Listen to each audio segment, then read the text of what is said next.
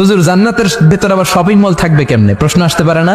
সহিহ মুসলিমের বর্ণনা, ইন্না ফিল জান্নাতি লা সুকান, জান্নাতের ভেতরে বিশাল এক শপিং মল থাকবে। এটা বোধহয় আমাদের বসুন্ধরা শপিং কমপ্লেক্সের মতো হবে, যমুনা ফিউচার পার্ক। দুবাইতে যে একটা আছে বিশাল শপিং মল, মালয়েশিয়ার মিড ভ্যালি, এগুলোর মতো হবে মনে হয়। কত বিশাল যে শপিং মল হবে। সহিহ মুসলিমের বর্ণনা, প্রতি শুক্রবারে সব জায়গা থেকে বন বন করে মৌমাছির মতো জান্নাতীরা ওই শপিং মলে শপিং করতে আসবে।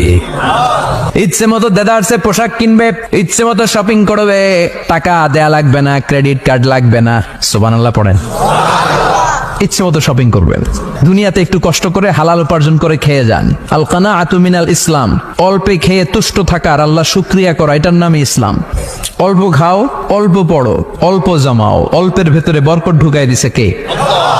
অনেকে দেখবেন অনেক খাই খাই নাই নাই করে, এটা যাদের স্বভাব তাদের কখনো বরকত হয় না। অল্প খাবেন, অল্প পড়বেন, আর হালালের সাথে সম্পর্ক করবেন। আল্লাহুম্মা কফিনি বিহালালিকা আন হারামিক ওয়া আগনিনি বিফাদলিকা আম্মান সিওয়াক।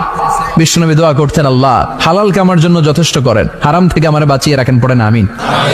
হালাল অল্প হলেও হালালে বরকত আছে না নাই? হারাম বেশি হলেও এটাতে কোনো বরকত নাই, ঠিক কিনা?